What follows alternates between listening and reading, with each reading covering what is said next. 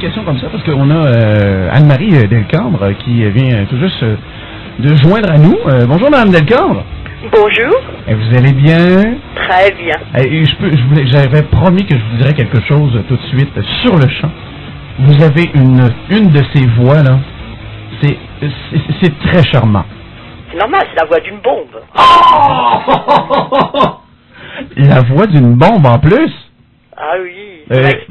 Attendez là, une bombe? Non, pas sexuelle. Ah, ok, d'accord. Bon, c'est bien. Bon, non, mais vous avez lancé quand même ce terme-là. Je voulais juste être certain de bien saisir. Oui. Non, une bombe, ça veut dire une bombe au sens en arabe de qunbula, c'est-à-dire quelque chose qui explose. Ah, d'accord. Ok, c'est assez différent, quoi. Ah oui, bien sûr. Bon, je m'étais dit que vous m'apprenneriez peut-être, ou pas peut-être, mais vous allez m'apprendre aujourd'hui un peu comment fonctionne le Coran. Est-ce que c'est possible? Hein? Ah oui, bien sûr, tout ce que vous voulez sur le Coran. Alors, qu'est-ce que vous posez comme question? Exemple, je sais pas, moi, disons que je suis un de vos étudiants que j'aimerais d'ailleurs être, et que je vais être carrément. Oui, tout à fait. Par où commencer dans le fond? C'est ça que je vais vous poser comme question. Par où commencer avec le Coran? C'est-à-dire que je vais d'abord poser, voilà, on vous dira, mais la sourate la plus connue, la plus récitée, que connaissent tous les musulmans et qu'ils récitent tout le temps, à toutes les occasions, c'est la première sourate. Là, je vais faire une petite parenthèse assez vicieuse. La première sourate, elle est apparemment sans problème. On l'a comparée au Paternoster, au Notre Père pour les chrétiens. Okay. Et je vais vous la lire et vous allez voir qu'en apparence, c'est très très calme, très doux. Au nom d'Allah le miséricordieux, le tout miséricordieux, le très miséricordieux, louange à Dieu Seigneur des mondes, le tout miséricordieux, le très miséricordieux, maître du jour du jugement, c'est toi que nous adorons, c'est toi dont nous implorons le secours, guide-nous dans le droit chemin, le chemin de ceux que tu as comblés de faveur, non pas de ceux qui ont couru ta colère, ni des égarés. Et en arabe, alors évidemment, ça fait Bismillah, Ar-Rahman, Ar-Rahim, Alhamdulillah, Rabbil Alamin, Ar-Rahman, Ar-Rahim, Maliki Yawmiddin, Iyaka na'budu wa Iyaka nasta'in, Ihdina Sirat al-Mustaqim, Sirat al-Lazina an'amta alayhim, Ghayr Maghdubi alayhim, Waladdallin. Alors sur le début, louange à Dieu, le Seigneur des mondes. Et j'ai tout compris. Ça va très bien. C'est toi que nous adorons, Iyaka na'budu, c'est toi dont nous implorons l'aide, aucun problème. Guide-nous dans le droit chemin, Ihdina sirat al-mustaqim, pas de problème. Le chemin de ceux que tu as comblés de tes faveurs. Oui, c'est ça, là. Alors là, tout d'un coup, je me dis, je ne comprends pas quels sont ceux que tu as comblés de tes faveurs. Exact. De faveur, je prends n'importe quel commentaire, aussi bien celui de Tabari ou celui du Saïd Qutb, le leader des frères musulmans, peu importe. Les commentaires sont tous à peu près les mêmes. Et je regarde et je vois, je ne m'étonne pas, les prophètes, ceux qui sont en quelque sorte les pieux musulmans, etc. Bon. La voix de ceux contre qui tu n'es pas en colère. Je me dis, tiens, c'est bizarre, Dieu pourrait être en colère contre certaines personnes. J'ouvre le commentaire et je lis un seul mot. Ceux contre lesquels Dieu est en colère, ce sont, alors je le dis d'abord en arabe, Hum al-Yahoud, ce sont les Juifs.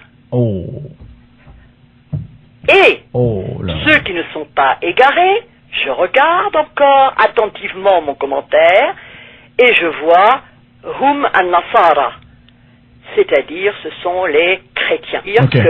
Autrement dit, Dieu est en colère depuis le début comme la sourate de la fête contre lequel il ne cesse de tolérance. La sourate qui est, si je puis dire, analogue à tout ce qu'on peut trouver comme prière. Je vous poserai la question je peux dire une qui me vient là, comme ça, la brune pour point. Pourquoi les Juifs que je vous ai récité au début. Parce que, alors voilà, il y a dans le Coran, que travers tous les pieux musulmans, un énorme commentaire. Comment il faut comprendre des fils d'Israël, Banu Israël, un nombre de fois incalculable, 40, 50 fois, 60 fois. Et ces fils d'Israël sont à un moment donné, Sourate 57, traités de singe ou de petits mots comme ça charmants, pas de libellule, hein, singe, chien, comme les chiens qui en quelque sorte reniflent sur le sol, parce qu'ils ont rompu leur alliance. Ils se sont comportés comme des cochons, ils se sont comportés comme des chiens, ils n'ont pas écouté la prédication, et par conséquent, ils ne méritent plus d'être le peuple élu qu'ils étaient au début. Et ceux qui ont remplacé les Juifs dans l'amour de Dieu, ce sont les musulmans. Et je vais vous citer une sourate qui va vous dire combien c'est vrai, c'est la sourate 48, verset 29, et la sourate 48, c'est la sourate du succès triomphant. Ouais. Et alors là, c'est même la sourate que, si je puis dire, les Danois ont cité sans le dire, à savoir, c'est une sourate qui commence comme cela, elle est très, Muhammad est le messager d'Allah. Et ceux qui sont avec lui sont durs envers les mécréants, miséricordieux entre eux. C'est gentil déjà, hein? C'est oui. Mais on continue après. Tu les vois, et on parle des musulmans, tu les vois inclinés, prosternés, recherchant en quelque sorte la grâce et l'agrément d'Allah. Oui. Leurs visages sont marqués par la trace laissée par la prière.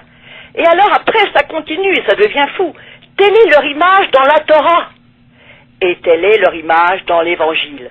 À savoir celle d'une semence, okay. Le musulman qui prie, hein, qui sort sa pousse, se raffermit et fait en quelque sorte l'émerveillement des semeurs. Et voilà quelque chose qui remplit de dépit les mécréants.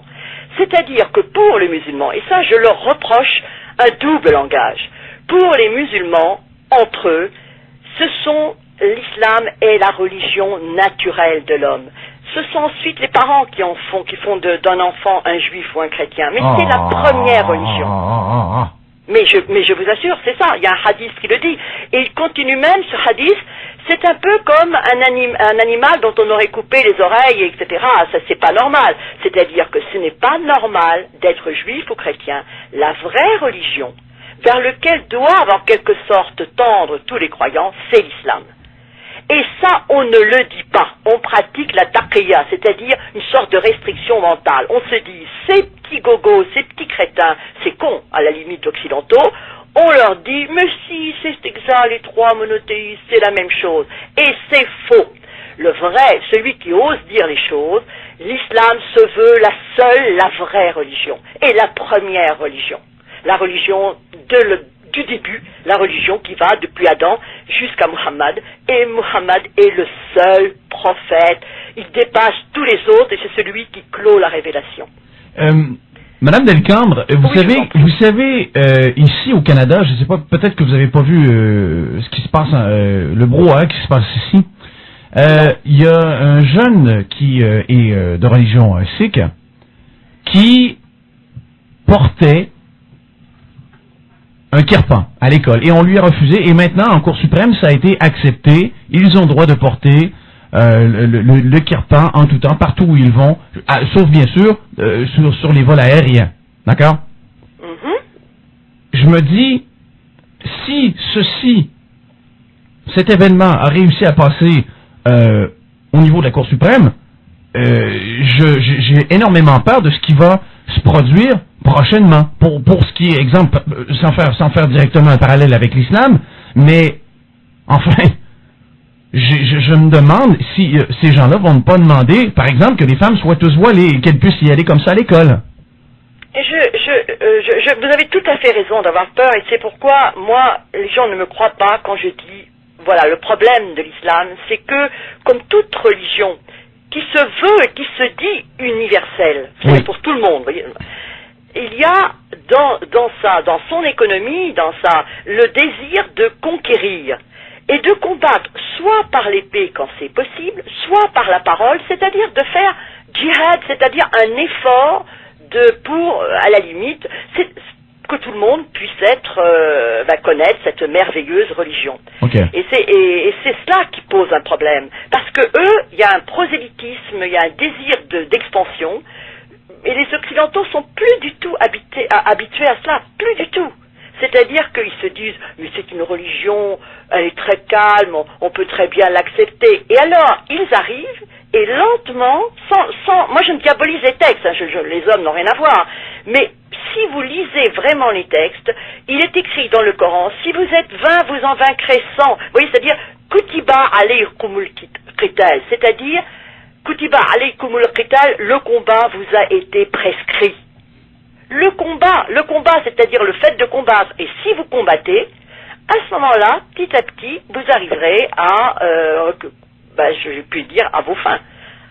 À savoir islamiser. Islamiser la modernité, pourquoi pas, puisque l'Europe, c'est quelque chose qui les tente énormément. C'est-à-dire, il y a là un ventre mou, complètement un peu sans religion, et l'islam donne des repères, incontestablement. Et il y a deux sourates, les abeilles et puis l'araignée, qui dit discuter avec les gens du livre de belle manière, c'est-à-dire gentiment, douceur. Ils ont bien compris que l'Occident avait en quelque sorte peur. Alors c'est vrai que là ça leur a explosé au visage leur mensonge, parce qu'avec les caricatures, on a un peu vu si je puis dire, les tartuffes, le vrai visage. Mais sinon, ils disent avancez lentement, intégrez-vous dans les endroits où vous vous trouvez, et même ils consentent par exemple pour le prêt à intérêt qui est interdit dans les textes.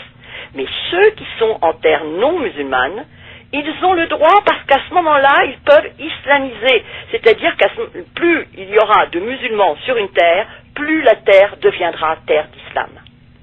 Et alors, ils ont le droit de faire des prêts à intérêt, ce qui est intéressant, parce qu'un musulman qui a un bon traitement, avant, il n'avait pas le droit d'avoir un prêt à intérêt, de solliciter un prêt à intérêt. Maintenant, il le peut. Le conseil, justement, de la fatwa et de la recherche l'a permis. C'est grave. C'est grave, oui. Regardez en Belgique, c'est très grave. Il y a énormément de musulmans, par exemple à Charleroi, par exemple à Bruxelles, qui achètent de vieilles demeures, et ils les restaurent, ils ont fait un prêt assez important, et plus il y a de musulmans, plus la terre devient terre d'islam. C'est pas du tout une question de racisme ou d'incitation à la haine. Non. S'ils n'avaient pas de projet de prosélytisme, je dirais, ça m'est égal, moi, qu'ils soient adorateurs de l'oignon, ou adorateurs de je ne sais quoi, ou que ce soit des papous ou des bouddhistes, c'est pas ça du tout, parce que je suis profondément agnostique. Mais je dis, on a mis du temps à dire, attention, on veut la laïcité, on veut, et là, une religion qui dit que les croyants n'est pas égal aux non-croyants, que le juif et le chrétien sont pas, le non-musulman n'est absolument pas égal aux musulmans, que l'homme n'est pas égal à la femme, je me dis, bonsoir de merde de mille sabords, je ne veux pas du tout ça. C'est une religion inégalitaire, c'est une religion ce n'est pas du tout un projet de société qui est celui des Occidentaux en général, c'est le contraire aux droits de l'homme. Alors il est normal, il est tout à fait normal du côté de l'Europe que les gens, parce que les commentaires qu'on voit assez souvent, on se sent plus chez nous. C'est-à-dire que moi, je crois qu'il y a là une partie de bras de fer qui se joue. Oui, tout à fait, mais est-ce que vous vous sentez chez vous? Non, je ne me sens pas chez moi quand je vois, par exemple, des gens qui sont en train de revendiquer des choses que même du temps de Voltaire, on est en train de remettre en question. Bonsoir. Moi, je dis au secours Voltaire, au secours Diderot. Enfin, attendez, si on désire, par exemple, représenter une pièce de Voltaire sur Mahomet, ou le fanatisme, et tout de suite, il y a des ligues musulmanes qui disent « Ah ben non, ça va blesser les sentiments des musulmans ». On veut, par exemple, on trouve dans dans un récit historique, par exemple, la légende des siècles, où il y a, effectivement, l'islam est égratigné, ah ben non, parce que ça va blesser les musulmans. Mais je dis, mais savoir, quand on est dans un pays, moi j'ai été décoré en Égypte de la plus haute décoration, avec Gabrielli, qui est un orientaliste italien. Ben j'étais obligé de mettre une longue robe là il fallait entrer voilée. J'ai dit non, je suis pas musulmane. Alors j'ai mis un chapeau par-dessus et mon éditeur m'a dit vous ressemblez à un apiculteur qui s'occupe des abeilles. Ah non. Mais si vous voulez, quand on est dans un pays, on est obligé plus ou moins. Après j'ai dit j'enlève cette robe là de carnaval. Ils m'ont dit oh non, c'est pas carnaval, pour nous vous êtes magnifiques. Mais j'ai dit oui, mais je comprenais bien que bon, à la limite c'était nécessaire. C'est de même que si je vais à un cocktail, je vais pas m'habiller en espadrille. Est-ce que vous voyez ce que je veux dire? Oui. Il faut tenir compte des lois du pays. Ok. Et même à la limite, j'aurais presque des coutumes.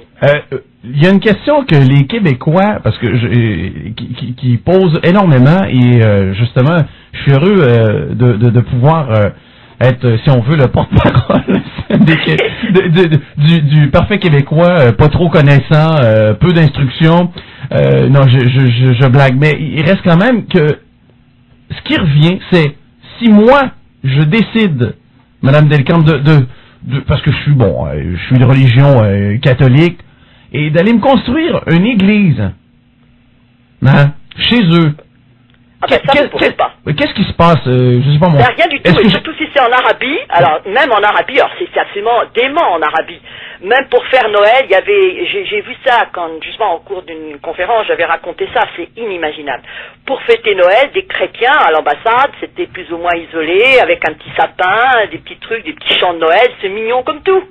Voilà. Alors, la police des mœurs d'Arabie est entrée. Alors évidemment, le Père Noël affolé est passé par la fenêtre. Ils ont retiré les jouets des enfants. Tout le monde hurlait. Non, c'est inimaginable. Et vous voyez, c'est-à-dire, bon, ça, c'est par rapport aux autres religions. Alors, je vous dis pas de construire quelque chose en Arabie. Et même pour leur propre religion. Il y a eu le feu dans une école où il y avait des filles qui étaient des filles d'Arabie Saoudite. Eh bien, les filles, elles ont grillé parce que les pompiers ne pouvaient absolument pas voir les femmes. C'est impossible. Elles sont toutes brûlées vives. C'est une religion qui, à la limite, confrontée à la réalité, c'est pour ça que je parle de la schizophrénie de l'islam, aboutit à des résultats absolument ahurissants. C'est-à-dire qu'un homme, on est là dans une atmosphère ubuesque. Alors évidemment, construire une église. Et alors, ce qui est très étrange, c'est que nos islamo-gauchistes, pardonnez-moi l'expression, mais je parle de la France, hein, oui, qui à la limite n'entreraient jamais dans une cathédrale et on tire à boulet rouge contre le catholicisme, quand il s'agit de l'islam, eh bien, ils sont devenus hémiplégiques. C'est-à-dire qu'ils bougent pas, ils sont paralysés. En arabe, on dit paralysie shalal. C'est-à-dire qu'ils sont là, j'ai dit, qu'est-ce qu'il y a, pourquoi ils bougent pas? Ben, ils bougent pas parce que, c'est la religion du pauvre, c'est la religion de l'opprimé, c'est la religion de l'immigré, c'est la religion du petit, c'est la religion. Et ces braves gens qui ont été autrefois peut-être, je sais pas où sont encore, marxistes, trotskistes, ce que vous voulez, tous les qualificatifs, eh bien, ils ne bougent pas. Au contraire, ils disent, comme si pour eux c'était quelque chose d'exotique, un peu comme quand on va manger un bon couscous, ou quand on va danser la danse du ventre. Ça les fait rire, sourire. Et surtout, faut pas toucher. Faut pas toucher. Ah non, faut pas se moquer. Ah non, faut pas égratigner. Ils deviennent d'une frilosité absolument ahurissante.